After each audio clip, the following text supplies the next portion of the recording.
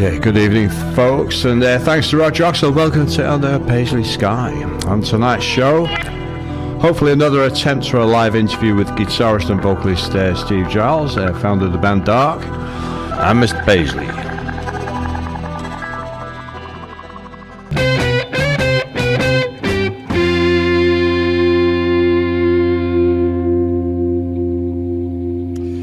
Great stuff indeed. What a way to finish that segment. Finished off with Maypole by Dark.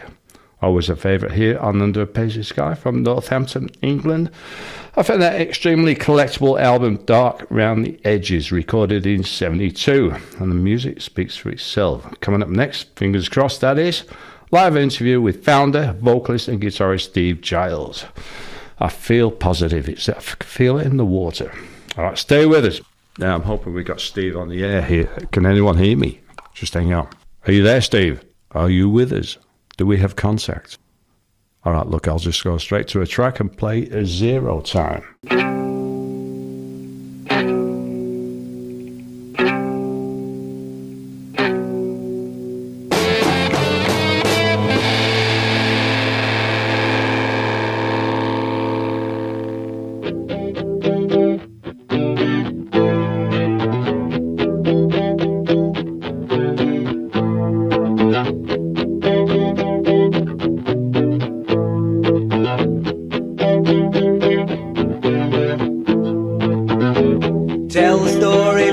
Shoes on and run. Try to shoot them, but you don't have a gun.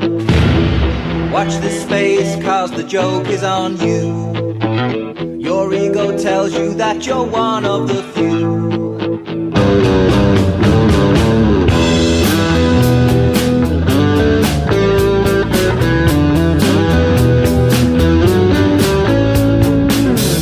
Live tomorrow, cause it all ends today. Nothing to say. Hate the people who don't buy what you sell. You feel naked but no one can tell, cause it's all too much to explain. As the whole world slips down the drain, and it feels like the 4th of July, till the starving people walk by.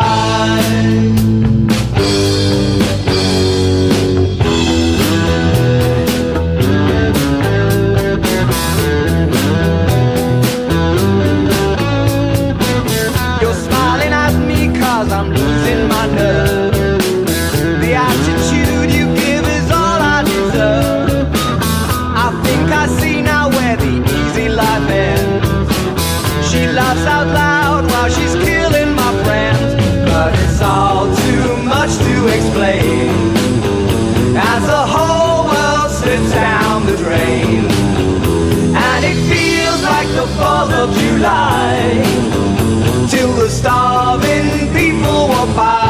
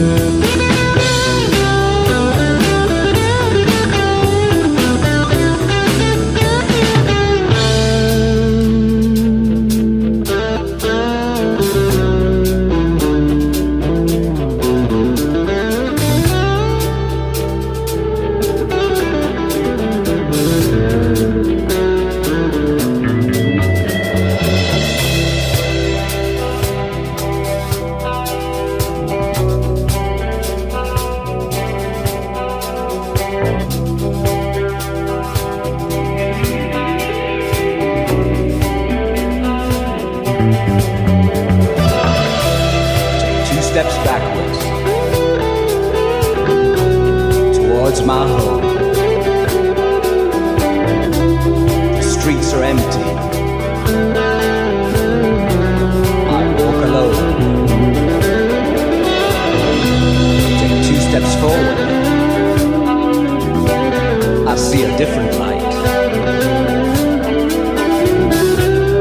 just like a mirror.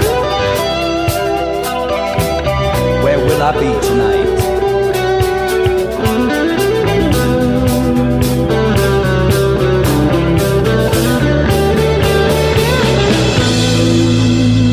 Well, it's all too much to explain as the whole world slips down the drain, and it feels like the 4th of July till the starving people walk by. Well, it's all too much to explain as the whole world slips down the drain, and it feels like the 4th of July till the starving people walk by.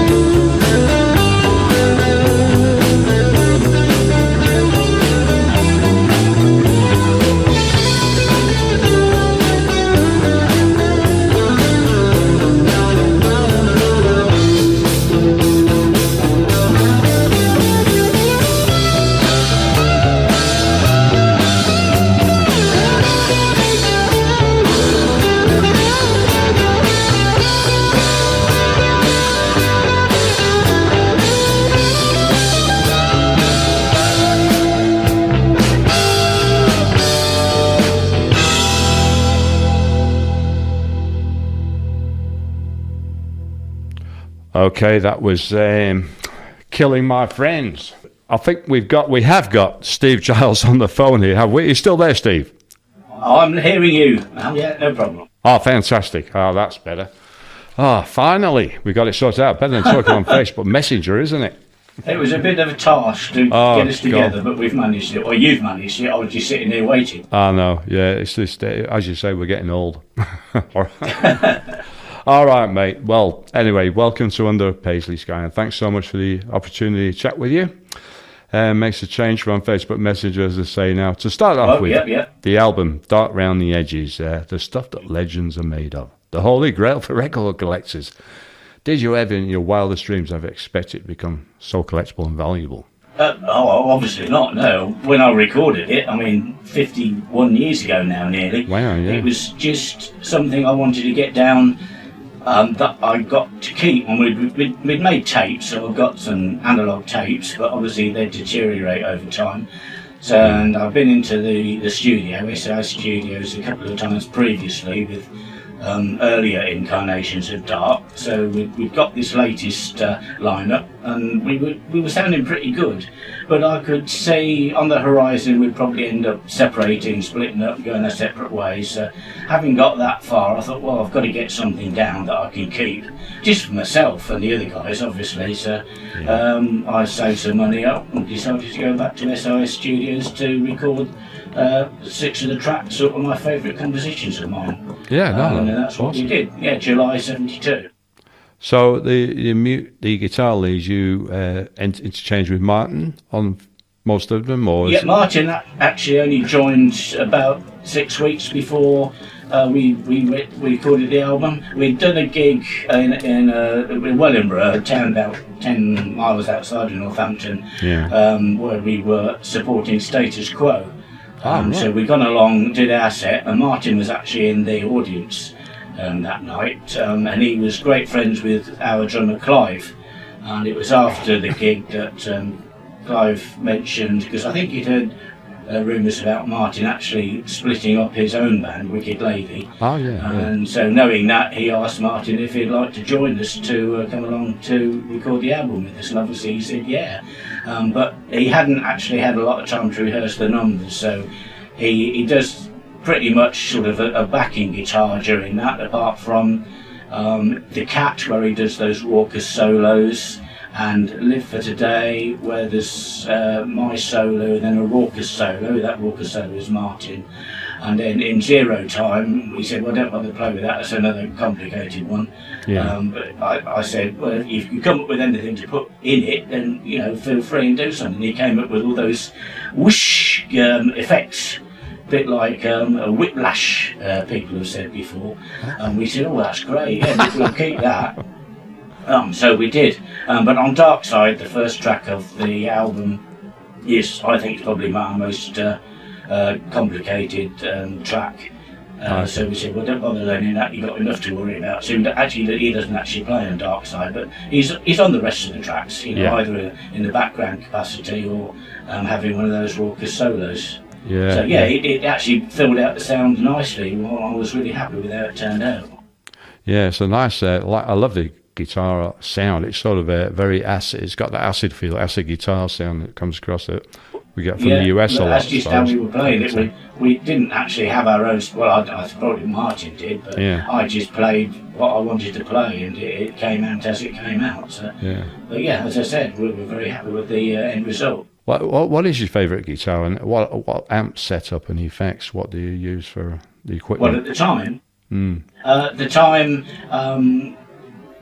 because my dad knew that we were going to support status quo, he actually forked out some money and bought us Marshall stacks, myself and Ron Johnson, the bass player, and also a Marshall PA system. So that's what we were using for the status quo gig and other gigs that we did before we split.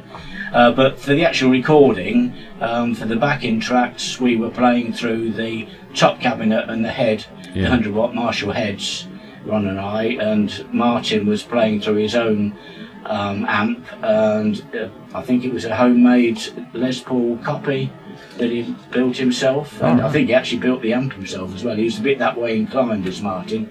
Yeah. So that's what we used to actually record the backing tracks, and then for the overdubs, I was playing directly into the studio panel. Yeah. Awesome. What influences did you come from, sort of from the previous well, initially, going back to 62 now, I initially got the bug to want to play the guitar at some point by seeing the young ones at the cinema. My great aunt took me along to see that. Cliff Richard and the Shadows. And by the time we got to the part where Cliff Richard and the Shadows were playing on stage, I was absolutely spellbound by Hank Marvin and I think we all were. Stratocasters. So that put the bug into me, but it wasn't until Christmas 1965 when I got my first guitar for Christmas from Mum and Dad, and that was actually a Spanish style acoustic. I was actually a little bit disappointed by that because I knew I was getting a guitar and I was just assuming it was going to be an electric one, but I persevered, and then October in 66 I got my first electric guitar, and after that I was just listening to music, and the influences, the inspiration came from initially Eric Clapton, Cream, and then Jimi Hendrix and Experience, and that sort of genre. That's where that all kicked in, and that's 68 I decided to form a band. Oh, cool. Did you ever go and see Jimmy at all, by any chance? No, unfortunately. I was planning to. I'd been down to... I never saw Cream, but I saw Blind Faith when they did their free concert in Hyde Park. And the Jimmy was next on my bucket list, but sadly what happened. I never got to see him. No, damn shame. It was my favourite guitarist of all time, I reckon. You're next, of course. I appreciate that. Now, the next time you recorded was at Anonymous Days. That was much later, wasn't it? The second album. Oh yeah. I mean, that came off the back of the Dark Round the Edges had been discovered in the early 90s, late 80s, early 90s, and several labels paid for the license to repress that on CD and LP. So we'd gathered together a bit of money, so we thought, well, what can we do with this? So we're going to go back in the studio and record another album. So that's what we decided to do. This was mid-90s, 95, 96. Yeah. And we went into a couple of studios, actually. It took about, I don't know, over a year to actually get all the tracks laid down in the end. So we only do it as we could afford to. We had to add a bit of our own money to it as we went along. But yeah, that was second album. So that actually came out in 96, need to say. That was called Anonymous Days. Yeah. No, that's a pretty good album as well. Stands alone. Yeah, we were very pleased with that. Yeah, so that was done with the idea of actually wanting to do an album in a more modern studio where he got multi-track facilities. Whereas Dark Round the Edges, it was basically just on a couple of 2-channel Revoxes. Yeah. Where we sort of bounced from one deck to the other and then overdubbed things like that. So that's why we can never remix Dark Round the Edges, because it's basically only a 2-track master. Whereas with Anonymous Days, we had 16-track, 24-track tapes that we could get transferred to digital. So I actually remastered those and remixed those myself to bring out the latest Anonymous Days albums. Okay. Now, you had a bit of an experience at Abbey Road Studio as well, didn't you? Oh, yeah. That was you and Ronnie a year went and a half ago now. That was October 21. That was to get a remaster of Dark Round the Edges for a later release. So Ron and I trooped down there. They were only allowed 2 people because it was during the pandemic and the COVID restrictions, so they wouldn't allow too many people down there. But yeah, I took the master tapes down and we sat there while the engineer did a remaster onto his equipment, and then we came away, brought the tapes back, and then that was put onto a later LP. Yeah. I remember seeing the photos or the picture put on Facebook. Absolutely amazing. So pleased with yourselves, you and Ronnie. I plastered those around. Yeah. Now, most of you guys live locally, except for Martin, of course. He's in Martin, yeah. Well, he did. Portugal, was it? But I live in Northampton. Clive lives the other side of Northampton to the east, northeast, and Ron lives to the other side of Northampton to the southwest. So they're probably equidistant from each other. Okay. But I'm sort of in the middle. So in Northampton itself. As you say, Martin, he actually emigrated probably 13 years ago to Bulgaria, and then a few years back he moved on to Portugal, and that's where he is now. Right, yeah. Oh, fair enough. He still plays quite a lot, doesn't he? Yeah. His records and stuff. Not so much in the style that he used to. He's got he's teamed up with another professor, because actually Martin's a professor. That's right. And I believe this other guy is also a professor. They call themselves Doctors of Space. Yes, that's great. I did buy one of the CDs. Yeah, they're more into electronic music. Yeah. Although Martin puts his guitar work in now and again, but it's basically electronic music. Yeah, they sort of jam along and then record it. It's pretty good stuff. Yeah. What about you guys? Do you get a chance to jam or get together? No, sadly. I mean, I've had some health issues. Ron's had some health issues. Okay. And what with the pandemic and the COVID restrictions, we weren't able to get together for some time. Yeah. But we're hoping to, in the not too distant future, get back together. I'm hopefully going to get my health condition sorted out, and Ron's had some treatment and he's a bit better than he was, so he reckons he can cope again with a bit of playing. So we'll perhaps just get along to a local rehearsal room and just see what happens, just for the fun of it. Yeah, because you sent me some stuff with you and Ron that you and Ron put together. That I think Ron wrote most of the stuff, did he? Or Sessions After Dark. Which is that the next track I'm going to play, isn't it? Nights Without. Did you say you were going to play Lonely Nights Without? Yeah, Lonely Nights. Yeah, that's the first track on that album. There's about 13, 14 tracks on that. All right, yeah. And it's all done. They were all recorded during 73 or 4 up to about 77. Oh, right. That's when Ron got married and moved away. But some were done in my parents' loft. I built a small studio in there, so some of them were done there. And then when Alan Bowley quit the studios in Military Road, SAS Studios, I took that premises over and transferred all my kit there and recorded some tracks in that studio there. Finally, I suppose, did you enjoy Dom Perignon Was it for your birthday? Yes, I did. I'm not sure it's actually worth the price tag. I know, yeah. I'm not sure we'll be getting another one, but I was very pleased to actually be given one. You've got to try it, haven't you? So I remember reading once that Grace Slick used to drink a bottle to herself. So I thought, I've got to try that. Oh, crikey. No, I did share it out with my daughters so that they had a taste, and my son-in-law. As soon as they then forked out for the cost of it, otherwise I can't not let them have a taste of it. Yeah. Oh no, it was really nice and very well presented. I've kept the box and everything. Oh, thanks. I bought another bottle, not a Dom Perignon, but another champagne, a cheap one from the local supermarket. It was only about 15 quid, but that's to right. be honest, still enjoy it actually it, gave Dom Perignon a run for its money. It cost.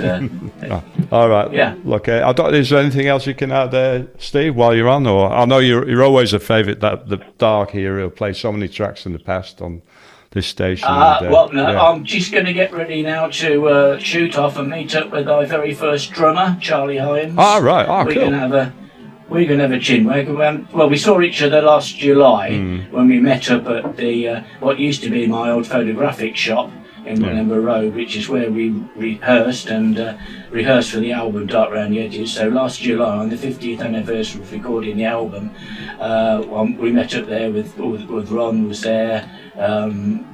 Martin Weaver unfortunately couldn't get over. Look at Alan, he now lives in Spain, Alan Bowley, the engineer. But all our old friends, we all met up down there and we reminisced of the days. And we actually went down into the cellar underneath what is now at the pub, the Sir Pickering Phipps, which used to be Giles Photography. And apart from the fact that they've knocked through into next door to make the cellar twice the size, it's actually very, very familiar to what it used to be. It hasn't changed a lot, apart from all the beer barrels, of course, that were there in our day.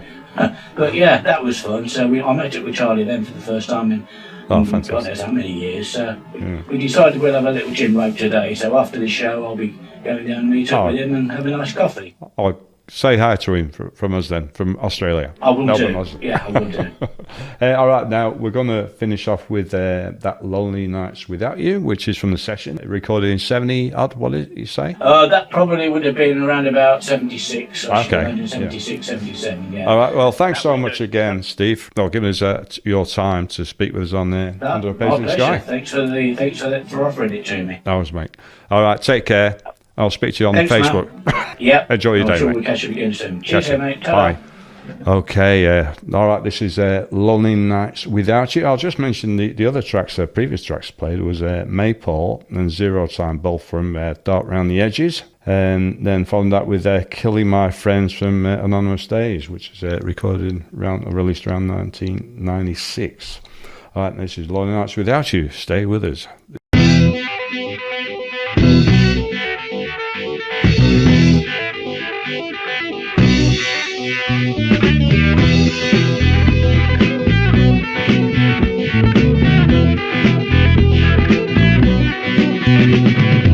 7 years is such a long time, still not know the way I feel.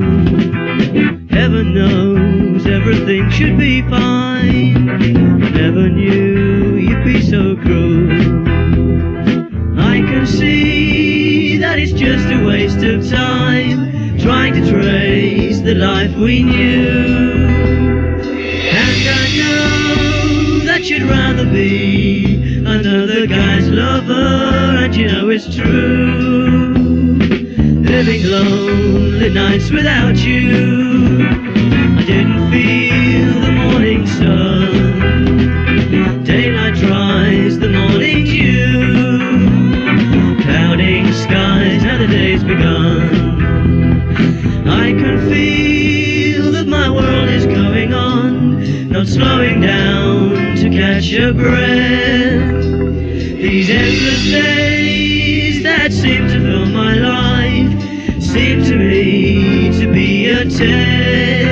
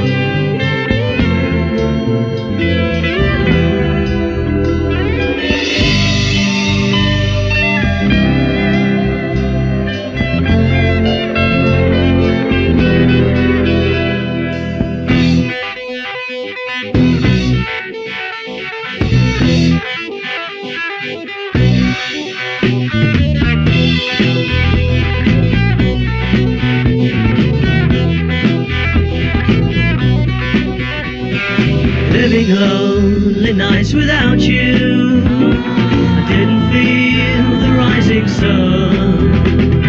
Daylight dries the morning dew. Clouding skies, now the day's begun. I can feel that my world is going on, not slowing down to catch a breath. Even the days that seem to fill my life seem to me to be a test.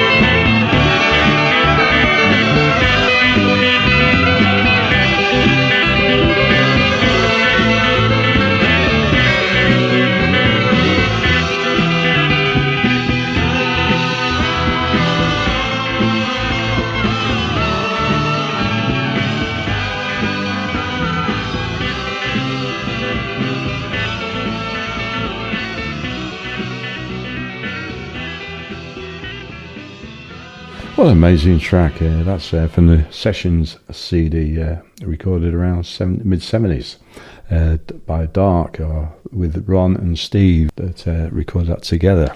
Thanks again, Steve Giles. And so ends another show. Hope you enjoyed tonight's selection. Please join me again next week on Under a Paisley Sky. Huge thanks again to Steve Giles of the band Dark.